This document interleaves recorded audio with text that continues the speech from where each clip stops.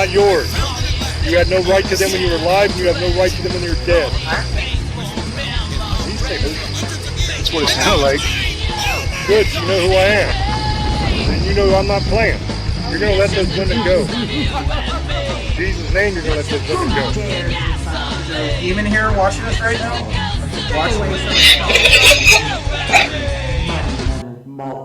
Hello everyone, and welcome to another episode of Staring into the Abyss. I am your host, horror author James Hershey Jr., and with me as always my co-host, old boy James Ash. How you doing, brother? Just tune into the Para X Radio Network Thursday nights at 9 o'clock Eastern for more cauldron stirring than you can shake a wand at. Tonight's episode is going to be interesting, and it's going to be busy. We have two different articles tonight. They're both going to tie in together and kind of work together to raise a point and a question that I have towards the end of the episode. So you'll see as we go along how it works out. But we don't have a lot of time. We only have an hour to get through all of this. So without further ado, let's get to the first article. The first article tonight comes from BigThink.com, and the headline is the DMT Elves meet people while tripping.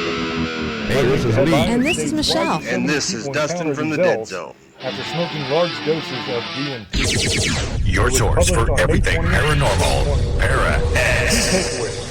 DMT is arguably the most powerful psychedelic drug on the planet, capable of producing intense hallucinations. Researchers recently surveyed more than 2,000 DMT users about their encounters with entities while tripping, finding that respondents often considered these strange encounters to be positive and meaningful. The majority of respondents believed the beings they encountered were not hallucinations.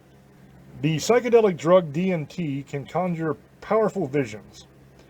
In low doses, people often hallucinate fractal patterns, geometric shapes, and distortions in the physical space around them. But things get much stranger with higher doses. When people consume enough DMT to have a breakthrough experience, they often encounter beings commonly known as elves that seem autonomous, existing in a reality separate from our own.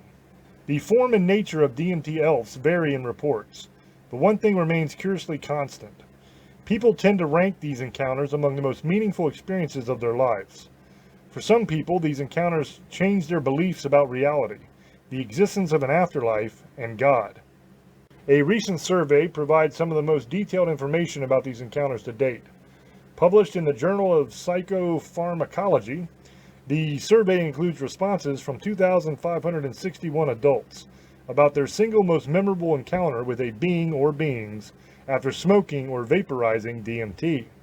DMT is an endogenous chemical, meaning the body produces it naturally, though it's currently a Schedule I drug in the U.S. Most respondents had used DMT about a dozen times in their life. The survey excluded experiences in which people consumed other drugs with DMT, and it didn't include experiences with ayahuasca, which is a brew that contains DMT. The results show the encounters produced an emotional response for 99% of people. The most common emotions were joy, 65%, trust, 63%, surprise, 61%, love, 59%, kindness, 56%, friendship, 48%, and fear, 41%, during the encounter experience, with smaller proportions reporting emotions such as sadness at 13%, distrust at 10%, disgust at 4%, or anger at 3%.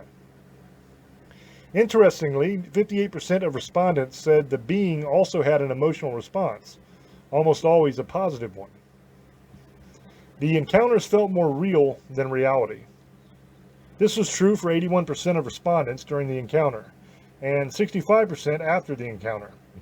One respondent wrote, "There was an indescribably powerful notion that this dimension in which the entity and I convened was infinitely more real than the consensus reality I usually inhabit. It felt truer than anything else I'd ever experienced." People described the entities in different ways. The most commonly chosen labels were being, 60%, guide, 43%, spirit, 39%, alien, 39%, or helper, 34%.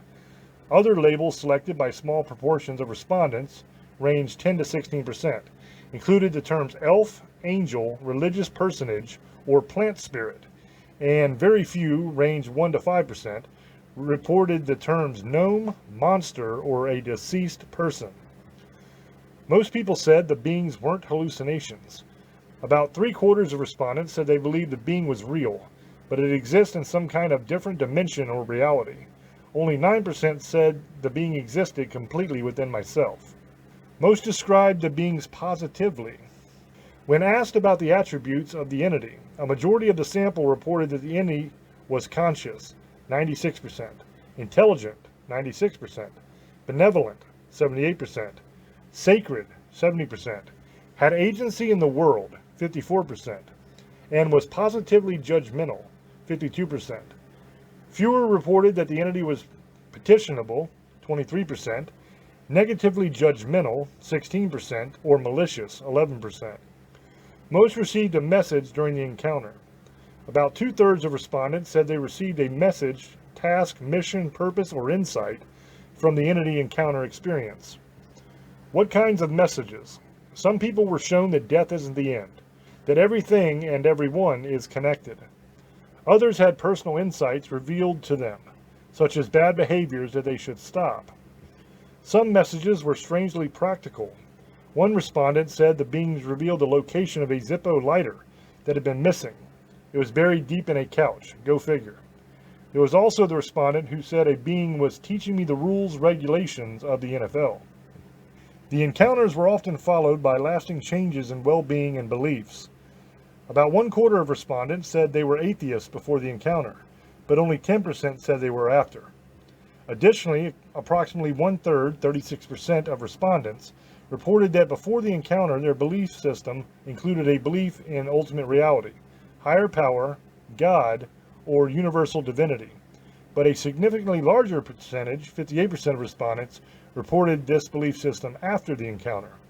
What's more, 89% of respondents said the encounter led to lasting improvements in well-being or life satisfaction. Why?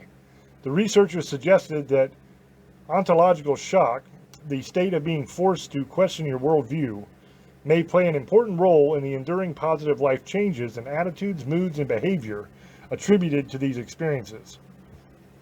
As such, it is possible that under appropriate supportive set and setting conditions, DMT could show promise as an adjunct to therapy for people with mood and behavioral problems, e.g. depression and addiction, the researchers wrote. The study also noted that DMT encounters have a lot in common with near-death and alien abduction experiences, which also have been shown to produce long-lasting changes in personal beliefs. Do DMT entities actually exist in some other dimension, or are they hallucinations that the brain generates when its visual processing system is overwhelmed by a powerful tryptamine? The late American ethnobotanist Terence McKenna believed that DMT beings, which he called machine elves, were real. Here's how he described one of his DMT experiences. Quote, "I sank to the floor. I experienced this hallucination of tumbling forward into these fractal geometric shapes made of light, and then I found myself in the equivalent of the Pope's private chapel, and there were insect elf machines proffering strange little tablets with strange writing on them, and I was aghast, completely appalled, because in a matter of seconds my entire expectation of the nature of the world was being shredded in front of me. I've never actually gotten over it." These self-transforming machine elf creatures were speaking in a colored language, which was condensed into rotating machines that were like Fabergé eggs, but crafted out of luminescent superconducting ceramics and liquid crystal gels. All this stuff was just so weird and so alien and so un-Englishable that it was a complete shock. I mean, the literal turning inside out of my intellectual universe. McKenna believed machine elves exist in alternate realities, which form a raging universe of active intelligence that is transhuman, hyperdimensional, and extremely alien. But he was far from the first to believe that DMT is a doorway to other realms. Indigenous peoples of the Amazon basin have used ayahuasca in religious ceremonies for centuries, though no one is quite sure when they first started experimenting with the psychedelic brew. The Jabaro people of the Ecuadorian rainforest believed ayahuasca allowed regular people, not just shamans, to speak directly to the gods. The 19th century Ecuadorian geographer Villavicencio wrote of other Amazonian shamans who used ayahuasca, known as the Vine of the Dead, to contact spirits and foresee enemy battle plans. In the West, research on DMT experiences has been sparse yet interesting. The psychiatrist Rick Strassman conducted some of the first human DMT trials at the University of New Mexico in the early 1990s. He found that at least half of his research subjects had encountered some form of entity after taking DMT. Quote, "I was neither intellectually nor emotionally prepared for the frequency with which contact with beings occurred in our studies, nor the often utterly bizarre nature of these experiences," Strassman wrote in his book, DMT, the Spirit Molecule. Of course, many people believe that DMT elves are merely hallucinations, but the question remains, why do so many people encounter similar beings? One answer, that's exactly what people expect to encounter. After all, it's likely that people who seek out a rare and intense drug like DMT have researched it, and possibly stumbled across McKenna's machine elf idea. So that's the image their brain produces. An Arrowwood survey on the topic of DMT beings once included the question, do you know who Terence McKenna is? 54% of respondents reporting having some knowledge of it. Another explanation comes from a 2004 Dose Nation article by James Kent, the author of Psychedelic Information Theory, Shamanism in the Age of Reason. Kent argued that humans across all cultures have alien and heavenly archetypes embedded in their subconsciousness, and psychedelic tryptamines can access the archetypes with a high level of success. Kent said he's encountered DMT elves during his own experiences, and that he's even managed to have rudimentary conversations of sorts with them. In his personal experiments, he tested whether these beings could reveal to him any information that he himself would be incapable of knowing. They couldn't. Quote, "Whenever I tried to pull any information out of the entities regarding themselves, the data that was given up was always relevant only to me.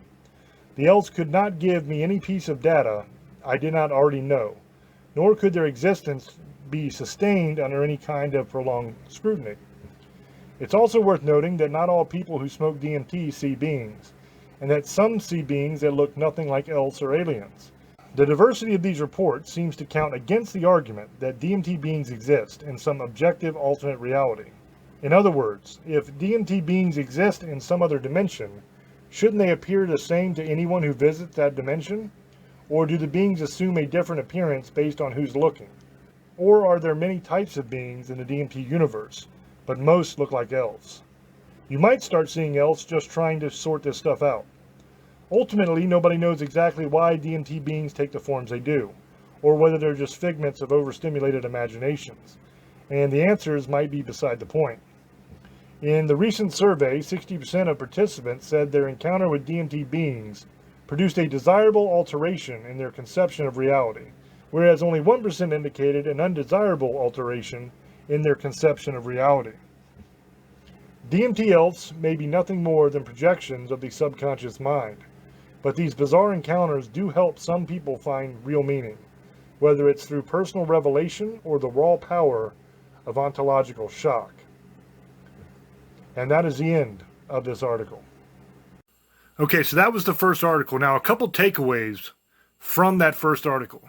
Notice that the overwhelming majority of people had the same experiences. They all saw the same thing.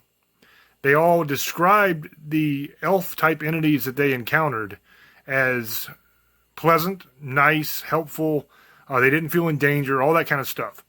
So one thing that we always look for in witness accounts in the paranormal, with paranormal activity, with paranormal events that have taken place, one thing we're always looking for when we're interviewing witnesses is conformity of statements. We want to see how different people's stories match up with other people's stories. So in this case, you have just a ton of people that are giving their accounts of what they've seen and what they've experienced. And they're from all different walks of life. They're not connected in any way other than the fact that they've done DMT and had these experiences. So you are getting a pretty good look at phenomena that is taking place that could be and probably is actual phenomena that's taking place. Now, why they're all seeing these elves is up for debate. But I think it's pretty settled that these elves are being seen by people. Now, you could have some that it's kind of a bleed over from hearing about it, so they're going to kind of jump on the bandwagon and say they've seen it too, even if they haven't. But I would say that probably the majority of the statements are people that have actually witnessed these creatures or these entities or whatever the hell they are while under the influence of DMT. And I would even expand that to other hallucinogenic or mind-altering substances, such as ayahuasca was mentioned. You have LSD, you have all kinds of different ones that have caused people to see these kind of entities. Now, if it was just people describing different things, I would say they're hallucinations. But what are the odds of thousands and thousands and thousands of people at different times in different places having the same hallucination? I don't think that the odds are very good of that. I think what we're dealing with here is actual phenomena that's happening. So we're going to move to the second article, and I'll be back after that to kind of try to merge them together for you so you can kind of understand where I'm going. I think for a lot of you that listen to this show, you're pretty smart. So I think you'll kind of catch my drift where I'm going as I'm doing the article.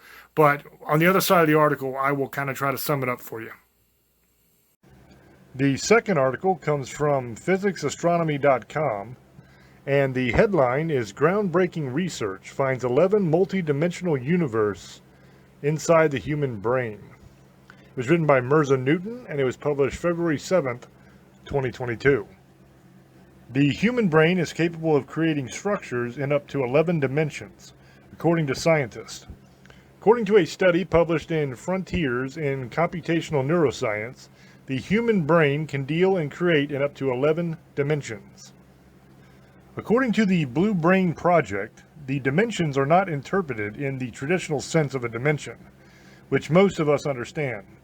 Scientists found exciting new facts about the intricacy of the human brain as part of the Blue Brain Project. Neuroscientist Henry Markham, director of Blue Brain Project and professor at the EPFL in Lausanne, Switzerland, said, quote, "We found a world that we had never imagined. There are tens of millions of these objects, even in a speck of the brain, up through 7 dimensions. In some networks, we even found structures with up to 11 dimensions. Traditional mathematical viewpoints were found to be inapplicable and unproductive once researchers studied the human brain. The mathematics usually applied to study networks cannot detect the high-dimensional structures and spaces that we now see clearly," Markham revealed. Instead, scientists opted to investigate algebraic topology. Algebraic topology is a branch of mathematics that studies topological spaces using techniques from abstract algebra. In applying this approach in their latest work, scientists from the Blue Brain Project were joined by mathematicians Catherine Hess from EPFL and Rand Levi from Aberdeen University. Professor Hess explained, algebraic topology is like a telescope and microscope at the same time. It can zoom into networks to find hidden structures, the trees in the forest, and see the empty spaces, the clearings, all at the same time. The researchers observed that brain structures are formed when a collection of neurons, cells in the brain that carry impulses, form a click. Each neuron in the group is connected to every other neuron in the group in a unique way, resulting in the formation of a new entity. The dimension of an item increases as the number of neurons in the click increases. The scientists used algebraic topography to model the architecture within a virtual brain they developed with the help of computers. They subsequently confirmed their findings by doing experiments on genuine brain tissue. The researchers discovered that by adding inputs to the virtual brain, clicks of increasingly higher dimensions formed. In addition, investigators detected voids between the clicks. Rand Levi from Aberdeen University said, "The appearance of high-dimensional cavities when the brain is processing information means that the neurons in the network react to stimuli in an extremely organized manner. It is as if the brain reacts to a stimulus by building, then raising a tower of multidimensional blocks, starting with rods 1D, then planks 2D, then cubes 3D, and then more complex geometries with 4D, 5D, etc. The progression of activity through the brain resembles a multidimensional sandcastle that materializes out of the sand and then disintegrates.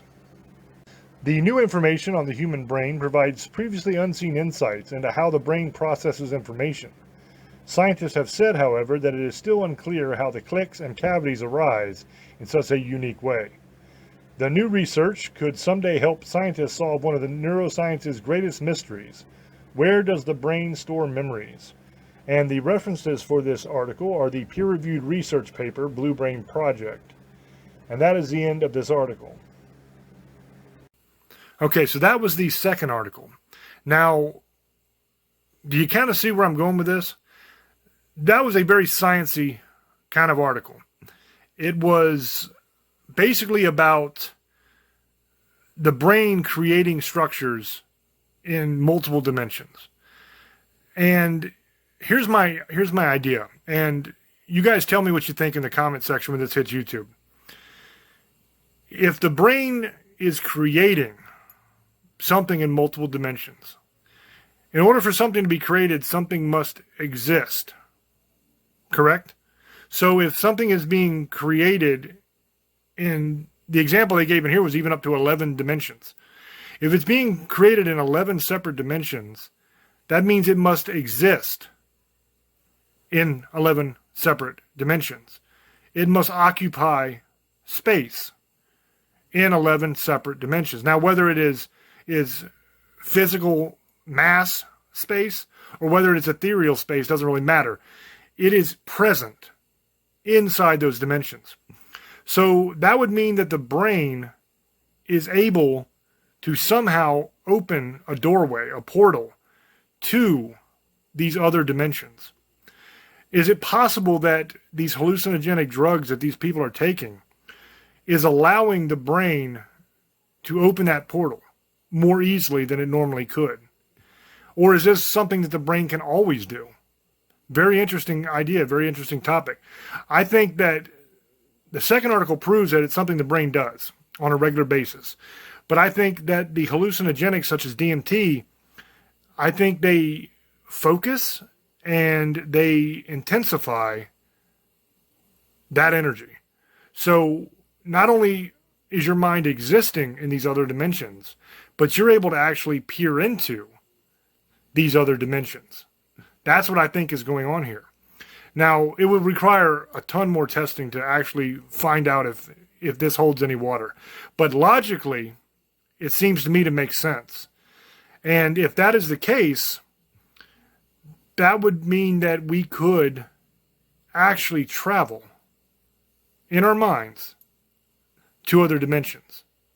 So that lends credence to the idea of astral projection. It lends credence to the idea of remote viewing, of all kinds of different psychic phenomena. It explains how the mind is able to perform some of these feats that we think are incredible and amazing and unbelievable, that are routinely done by psychics and done by people that astral project and telekinesis, where they can move stuff with their mind, and telepathy, where they can speak without speaking, like mind to mind. All that kind of stuff is possible if we're dealing with a situation where the brain can actually open portals to other dimensions. And we can kind of communicate in that other dimension, one brain to another. It's pretty fascinating, amazing stuff. Now, that's my theory on it. I know that these two articles, most people would probably read them. They wouldn't put two and two together. They wouldn't say, well, that matches that, and that means that this is the case. But that's just kind of the way my brain works. I take different pieces of information like this, and I look at it and say, wait a minute, could this be the case? You know, here's a good theory. Let's think about this. So let me know down in the comment section when this hits YouTube what you guys think about that idea. Could we have kind of stumbled upon and figured out the link between psychic phenomena and actual physical scientific brain activity? I think it's a fascinating idea. And I think that people that have the ability to test these things ought to kind of look into it and test it. Because in my mind, it's pretty damn cool. So I'm going to throw over to Old Boy here in a minute. And I'd like to get his opinion on the articles, his opinion on what he thinks about that theory and everything else. And also, like I said, down in the comment section, you guys leave your theories. I want to know what you think. Because this is one that I'm not telling you this is exactly what the answer is. This is what's happening. I'm saying that I read these two articles separately, separated by weeks of time. And when I read the second article, the scientific study on the brain, it brought back the memory of the first article that I read about the DMT Elves. And I started kind of thinking, and the wheels started turning in my head, and I started thinking, those two are connected. You know, we might have found the mechanism that allows for interdimensional travel. And if we can just figure out how to tweak it and how to actually exploit it and make it work, this could be huge. I mean, this could be something that's amazing as far as the discovery goes. So let me know down in the comment section what you guys think. I'm going to throw over to Old Boy and get his opinion, and then I will be back after he's done. Well, this one's different, isn't it? DMT. People are tripping on it and seeing elves and stuff like that, and all kinds of stuff, man. We'll get into this in a minute.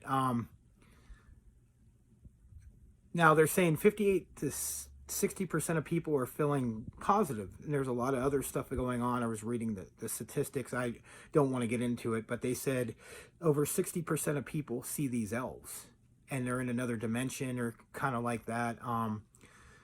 What my opinion on is that well, let's see.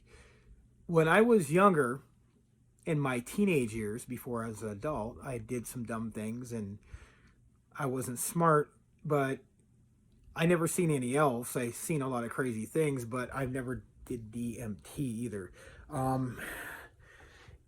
Do I believe people are seeing these things, like these little elves, or they're seeing this other dimension? It's a possibility, man. That's a theory from a lot of people think LSD and all these other hallucinant drugs and shrooms, you could go to another dimension or a multi-dimension. We're going to be talking about that in a couple minutes too. The blue brain theory. I have my opinions on that too. I was reading the other article, and that's pretty crazy too, but it's going to all mix in a minute. I don't doubt it. I know people who've done drugs, hallucinogens, and sorry if I'm killing the name. I'm not good with that word. Hallucinogens. So, or any psychedelic drugs. I'll say psychedelic because it's better. I don't know, man. That's a possibility. But you're also messed up on a drug. So you could see a lot of things. Purple dragons, blue mushrooms. But if 60% of people are seeing these things, maybe it is opening another world. Or something in your mind. Like your dreams. There could be another reality that we just keep going in, and if something happens to this world, your body this here, you just go to another dimension. I've always have my opinions on that. We've talked about it on other shows, so I wouldn't be surprised if people have seen these things and they actually have contact and they see them multiple times.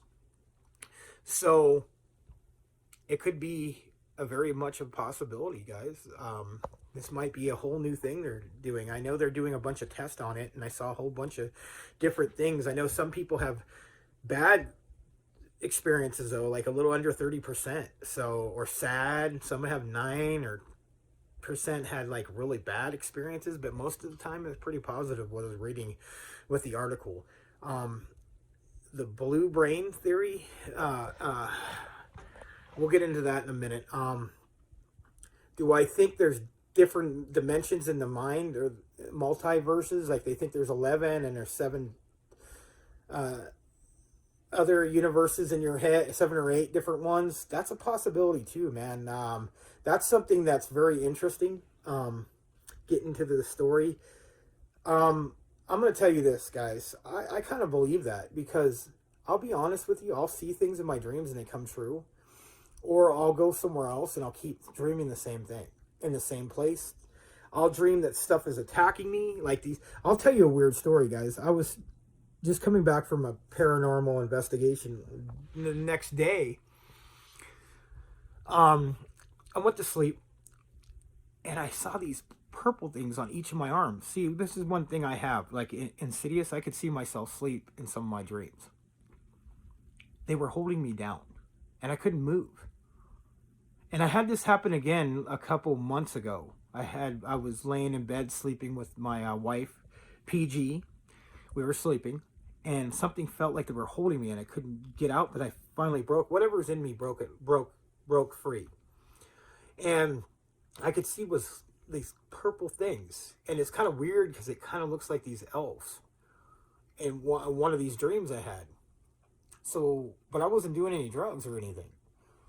But it was a dream. It wasn't like, oh, I was tripping on something, or, you know, I don't do drugs or anything, but I'm just saying that the problem I have is drugs can make you think a lot of things, especially psychedelic. And you could probably be seeing things that you might not even be there. And that's a possibility. Like LSD, I've known people who've got messed up on LSD. Like one guy, like he took too many tabs back in high school and he's in the mental ward the last time I heard. I believe that. That's crazy. But LSD is a different kind of drug than what we're talking about. So this is pretty similar, so a lot stronger. There's a possibility it's just they're on a high and a good one. You know, that's a very big possibility. Of course, you're going to see stuff. But now 60% of people saying they're seeing this, 61, 62, that's kind of weird. That means there might be something there, guys. Like you might be doing this drug and opens your mind to another dimension. Like I said with ghosts, people got to realize just because they say they're ghosts or demons, there's a possibility they could be just lying. It's just something from another dimension that sees us and just likes to mess with us because we can't do things to it. We can't see it, or we can just talk to it or kind of communicate with it, but not like we can, like they can. They could see us and do whatever they want. And there's good and bad. It doesn't really matter just what they want to do. Some like to mess with people. Some just are jerks. Or it could be just some evil entity or something. You never know, guys. Like, we don't know what's going on here. It's a really fascinating story even with the dimensions now, the 11 different dimensions. That's a possibility, dude, like I was talking about. Think about it. If you're dreaming, you're not in this. You never think of this, like where you're at. It's always like some weird story.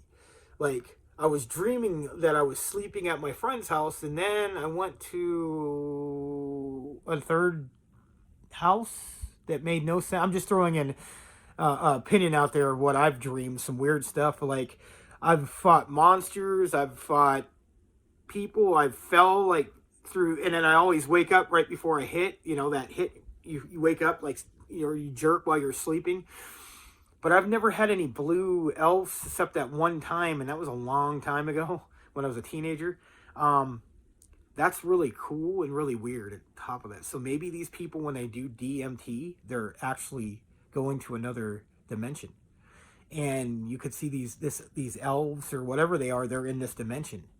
And you can see the other dimension that a lot of people can't see. Maybe that's what some of these drugs do. They open their minds because that's what people think, to another dimension or multiverses or whatever you want to call it. It opens your mind to it. And maybe that's why they don't want us to know that. Maybe if you think about like the Matrix, you know, our mind's there, but our bodies are stuck in this machine. You know, you guys have all seen the Matrix. And our mind, I think, is something different than all of it together with our body and everything, because I think it can record and unless something happens, it's still there forever. You know what I mean? Till you pass away. And I think one day, hopefully we could find a way to keep our memories. That would be really cool, like a machine that keeps your memories, you know, like everything you've ever done. Only you could see it though. Unless you want somebody else to see it, you could have somebody else, they could see what you were thinking. But I don't know if you want everybody to know everything you've done in your life. There's probably some places you want to lock away. Just like codes, you have secret places they can't get in. But then you always have some hacker that finds a way to break in. See, that's the only problem I have with that. This is a really cool show. I'm really enjoying it. It's something different. Yeah. I hope you guys enjoy it. Tell us what you think. Like, I always want to know what people's comments. Maybe you've done DMT. I'm not advocating you guys go out and do it just to see if you can talk to pink or purple elves. I'm just saying, or another, and see paintings and houses like the Smurfs. I'm saying is, if you have experiences, let us know, or any kind of experiences you ever have. Always leave it in the comments. We always want to hear that, guys. We want to know what's going on and what you ever had experienced, any kind of crazy stuff like that, talking to these kind of things. Or if you think you're going to another dimension, like the blue brain theory, it could be a possibility, guys. Like, that's crazy that there could be another dimension, like 11 of them or more, you know, multiverses. That's why we keep having dreams. Maybe we keep going in different multiverses every night. We just remember one or two of them, not all of them at a time. That's a really cool theory that they're having. And if you guys read this, you know, listen to the show or get the article if you can, check it out, because it's really interesting, guys. Like, that could be true. Imagine if all the dreams we have is just another reality, another place, another form of thought, or another world that we're in, because it just doesn't make any sense. You ever have your dreams, 90% of them don't make sense. Some of them do. And some of them also have meanings. Like, a lot of people got to realize dreams can also mean something else. Like something coming, bad things, good things. Just things that's coming after you. Maybe that you see things like I have in the past, like ghosts and spirits watching me sleep, crazy stuff. I've had my friend who passed away come and visit me, and she didn't look different, but she just looked weird looking, like just no color in her face, but she wasn't evil or anything. She just wanted to say bye. That was a long time ago, about 12 years ago, 11 years ago, somewhere around there. 11 years ago. Not that long. It was a really weird experience.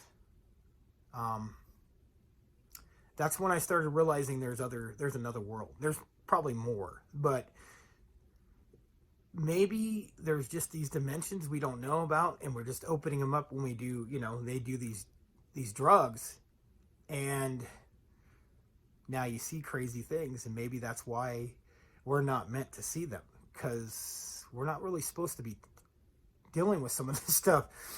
But it's kind of a weird concept. So check out the episode, you know, let us know what you think. Tell us your comments. We always want to hear what you have to say. It's really interesting, guys. I don't know what to say about it. I don't think there's a wrong or right answer, I believe or don't believe. I kind of believe it, especially the drugs. I believe there's other dimensions that are ahead. That's why dreams are. We go there. Just don't know. Kind of baffled on this one. It's kind of cool. I like it. I'm enjoying every minute of these different shows we do, because it gives us another door to open. But when I was a kid, I did some dumb things, and I seen some crazy stuff, so I wouldn't doubt it. And that was when I was a minor, you know, 15, 16, 14, we did some dumb stuff. Especially me. I did some really dumb stuff. Grew up, got out of it years, 20 years ago over, and never do anything else, you know. But I hope you guys like the show. Let us know what you think. Tell us what your thoughts are, and we always love to hear you. There you go, James. Hopefully we hear from you guys. Thank you, brother. And Old Boy brings up a very good point. Let me stop here in the middle of the show and do the legal thing. We should have done this at the beginning of the show, but, you know, I'm getting old. So it is what it is. Staring into the abyss. Myself and Old Boy James Ash do not encourage, endorse, or recommend the use of DMT or any other drugs. That's the legal little disclaimer that I got to say, so that you can't sue me if you do something stupid. We didn't recommend it. That being said, I don't really give a damn what you do. That's up to you. You're an adult. I'm an adult. Not my choice. Your choice. Your decision. You deal with the consequences. But what I would say is it is very interesting what the studies show. It's very interesting what all the witness accounts are. And Oldwood brought up another really interesting point of our dreams. And what if every night when we go to sleep, it isn't our subconscious mind creating false narrative scenarios to go through our problems like the scientists think now? What if every night when we dream, our mind opens that doorway and carries us away to another dimension. If you're a proponent or a believer of the multiverse theory, then that would mean that there are an infinite number of universes that are all the same with the exception of little bitty differences. So what if it's the same way with dimensions? What if there are an infinite number of dimensions that are separated by tiny differences? And what if there are some that are just way different? I don't know if you guys have ever seen the TV show Sliders, but they used to go into all kinds of crazy scenarios. They'd enter into a world where it was nothing but water, or a world where, like, the Allies lost the World War, stuff like that. All kinds of crazy stuff would happen. What if that's reality? What if that is what happens in the multiverse? And what if that is what happens throughout dimensions, where you have one dimension where the laws of physics are completely opposite of what they are here? You know, there could be all kinds of cool stuff going on. So that's why I wore my Doctor Who shirt. I'm a big Doctor Who fan. I don't know if y'all can see this. There's the TARDIS right there. Love me some Doctor Who. Now, it's not exactly timey-wimey, but I would say that it is spacey-wacy. You know what I'm saying? This is a crazy, crazy idea. And I kind of like that idea about dreams because for those of you that know my story, and that's probably most of you that are watching because, hell, we've been doing this for years now, 5-6 years we've been doing staring. So I've told my story multiple times. I'm sure that most people know it. But for those that don't, I am a horror author. I write scary books for a living. And I do radio. And all of my books come straight from my dreams. Everything that I write in my novels, I dream first. And I've always been fascinated by where those dreams come from because I don't have normal dreams like everybody else does. I dream these horrible things that I write in my books all the time, every night.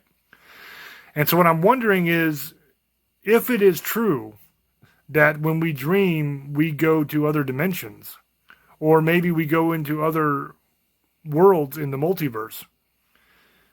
If that's the case, why am I only seeing these horrific things? You would think I'm 47 years old. So you would think in 47 years, I would have come across a world in the multiverse that isn't horrible. Why am I drawn to murder and death and mayhem and evil? Doesn't make much sense. In my real life, I'm not an evil person at all. I'm actually a pastor. And if you've ever watched our TV show Tales from the Abyss, you know that I cast out demons. I do all kinds of stuff. You know, when we go on these demonic cases and these paranormal investigations, I will actually cast out demonic entities and perform exorcisms and do all those kind of things. So I am not an evil person at all. You know, old boy dabbles on that side, but I'm on God's side 100%. So it's weird to me that when I dream, I'm taken into all these horrible scenes of murder and death and these horrible things. And I don't understand why that is. I'm not that person in real life. In real life, I'm a pretty boring guy, actually. I'm a nerd who would rather be in a library reading dusty old books all day or playing like Farming Simulator on the Xbox or something like that. I'm not one of those creepy, like, you know how every horror author tries to make you believe they're this creepy guy? I'm really not. I'm a nice guy. I just happen to go to hell every night in my dreams, you know? Not actual hell, but sometimes actual hell, if you read Surrogate of Souls. But I go to these scenes that are like hell every single night in my dreams.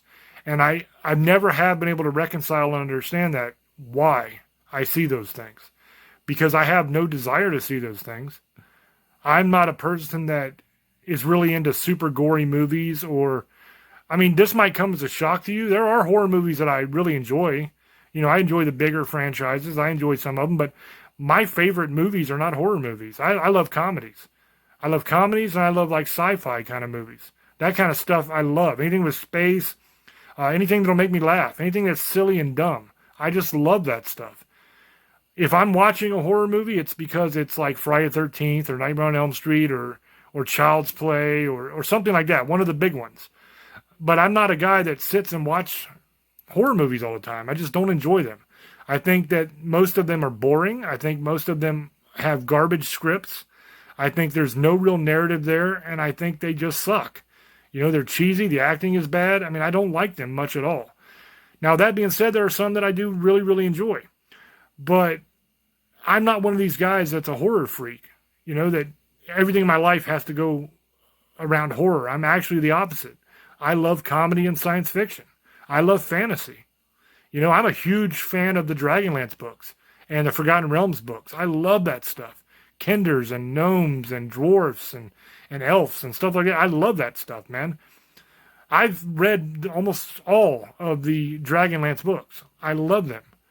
So that kind of stuff is my passion. That kind of stuff is what makes me happy and drives me and excites me. Not horror at all. But for some reason, this is what I dream, and I never have understood it. I don't know. I mean, I've been to a lot of people, you know. Being who I am and what I do for a living, I've had access to some of the best people in the business. I've had access to a lot of experts. I've had access to a lot of people that know a hell of a lot about the paranormal. And I've gotten all kinds of answers. You know, I've gotten answers all the way from remote viewing to spirit writing to I'm traveling to other dimensions, to I'm traveling to other worlds, to I'm just insane, all kinds of different stuff. There's no consensus on why what happens to me. But for whatever reason, it does. And that's something I'll probably be searching for that answer my entire life.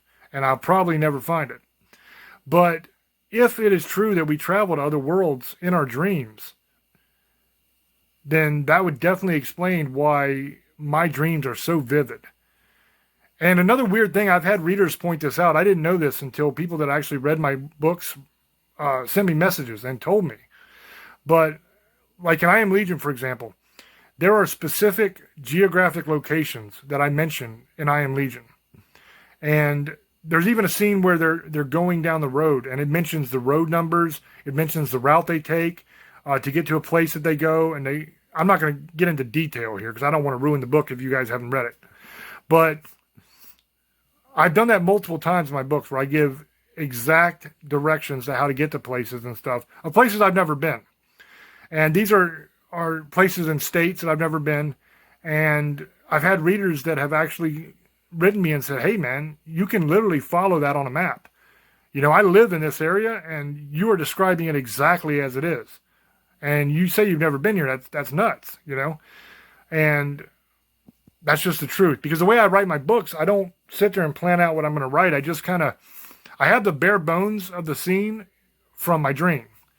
And then I just kind of sit there and zone out and just open myself up to whatever it is that gives me these dreams and just kind of let it flow.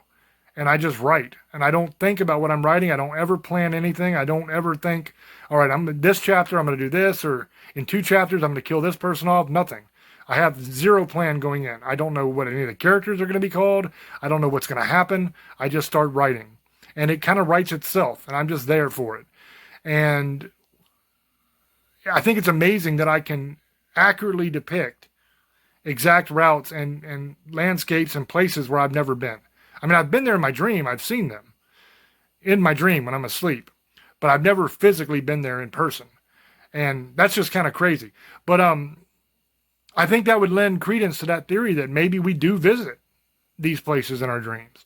Now, whether it is through astral projection, where we can actually, our mind or our soul or our essence, whatever we are, can leave our body and travel there while we sleep, or whether it is that literally our mind takes us on a journey to another world or another dimension or somewhere else in this world while we sleep. Fascinating stuff. Let me know down in the comment section when this hits YouTube what you guys think about that. Now I'm going to throw over to Old Boy again and get his final sum-ups and shout-outs and everything, and then we will wrap up. Hope you enjoyed the show on Parax Radio every Sunday nights at 9 Pacific, 12 Eastern, and Tuesday nights at 5 Pacific, 8 Eastern. The Best Of Show on Parax Radio. If you guys want to see all our shows, check out James Hershey's YouTube page and subscribe. If you guys want merchandise, just go and check us out. We have shirts, all kinds of stuff, COVID masks, all kinds of stuff. You guys like this show, always comment. Always let us know any suggestions, what you would like. We would love to hear it. Blessed be misfits, sugar ladies, monster lovers, and demon hunters. I love you, and have a good night. Thank you, brother. I hope you guys enjoyed this episode. I hope that made you think. Like I said earlier, for whatever reason, when I read the second article that I presented tonight, the study on the human brain, it kind of triggered something in my brain. And it made me think of this other article that I had read earlier. And so I kind of wanted to put them both together and see if I was the only one thinking this, or if maybe you guys thought the same thing when you read the two together. Side note, yes, I read scientific studies. I'm a nerd. I told you that earlier. I warned you. Fair warning. I am a nerd. I will sit and read scientific studies to learn and to find out things. And it really helps when you're, especially when you're dealing with the paranormal, because anything that has to do with anything paranormal, you want as much science and as much fact and good information as you can possibly get involved in order to make a good decision on what you're dealing with. Because the first rule of anything paranormal is you want to try to explain it if you can. You know, if you get a call from somebody and they're saying, hey man, I'm having, knocks, I'm having all this stuff happen at the house and we're hearing doors slam and everything. Like we had a case one time where this person was having doors slam in their home constantly. Like several times a day they would have doors slam and they couldn't figure out what the hell was going on. And they were just so sure that it was haunted. And so I went in and I investigated the house for them. And before I even pulled out a spirit box, before I pulled out an EVP meter, before I did anything paranormal, I walked the house. And just looking for logical scientific reasons why this activity that they're having might be happening. And what I found was there was a small window downstairs that they had open to get some air. And when that window was open, what happened was there was a breeze that went through the house. And this cross breeze would actually cause the door to slam because there was another door further on in the house that was open. So it created some kind of weird cross breeze to where when those two were open, the doors in the middle would slam shut. But when they were closed, you never had an issue. So I sat there for multiple hours, opening the window and waiting, and then closing the window and waiting, opening the door and waiting, closing the door and waiting. And it was like clockwork. Every time it happened. And so I asked them, how often do you have this open? How often do you have this open? And, it was every once in a while. They didn't do it like all the time. It wasn't a situation where every day they would have it open. Just every once in a while, they'd open it up. And whenever they did open it up, that's when they were getting the slamming of the doors. And so that easily explained what was happening. And there was no need to even take out any paranormal equipment at all. And that's what you're always looking to do as a paranormal investigator. You always want to try to explain and debunk the activity first. And then if you reach a point where you can't find an explanation, you don't know why it's happening, you can't explain it, then you start looking for paranormal or supernatural reasons why the activity might be taking place. And so that's why I read studies. One of the reasons is because I want to be up to date on the science. I want to know everything I can possibly know in order to make the best determination for my clients of what is going on at their home. And also, I do it just because it interests me. I love science. I worked in the science field earlier in my life, and I really enjoy science and I really enjoy history. So I study a lot. And it's funny because, like, when I was in high school, I didn't really like school all that much, Really going through school, period, I didn't really like school all that much. But I loved learning. So I would be hanging out in the library after school, reading books on monsters and mythologies and lore and legends and all this stuff, and learning just tons and tons of stuff. But when it came to schoolwork, I was bored out of my mind. And I didn't like the idea of somebody telling me what to do. I never have liked that. And like, I was a Mensa kid. Okay. My IQ is well over genius level. And the stuff that I was learning in school, I had already learned myself on my own years before that. Because like I said, I'm interested in a lot of different subject matter and I'm an inquisitive person. And I always want to know the answer to something. And so whenever I have a question about anything in the world, I don't ask somebody. I start looking it up. And then that question leads to another question, leads to another question. Next thing you know, I know so much about this subject matter just because I had one question that I wanted to look up. And I've done that my whole life. So in school, I would get in trouble a lot because here you'd have a teacher. Like I had a science teacher one time. He taught earth science, and he was a coach.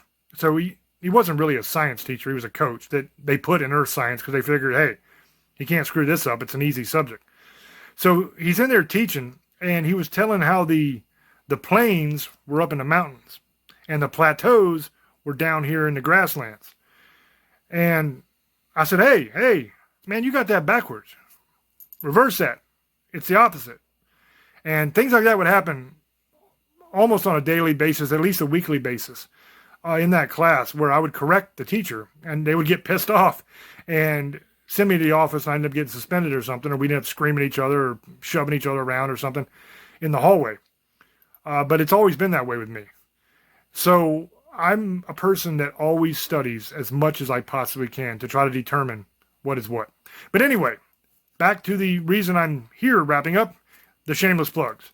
The YouTube channel is youtube.com/James Hershey Jr. That's where everything is. That's where every episode of Staring, every episode of Tales, every episode of Paranormal News, all that jazz is on the YouTube channel. youtube.com/James Hershey Jr. In the description box of every video is the link to the merchandise store. And my books. If you want to get my books, the link's there too. The merchandise store has t-shirts and hoodies and stickers and mugs and towels, all kinds of stuff, posters. So if you like Staring and you want some merch, that's where you can find it. Once again, love you guys. I hope that you enjoyed the show, and we will catch you on the next one. Until we speak to you again, love many, trust few, and do harm to none. God loves you, and so do we. Bye-bye.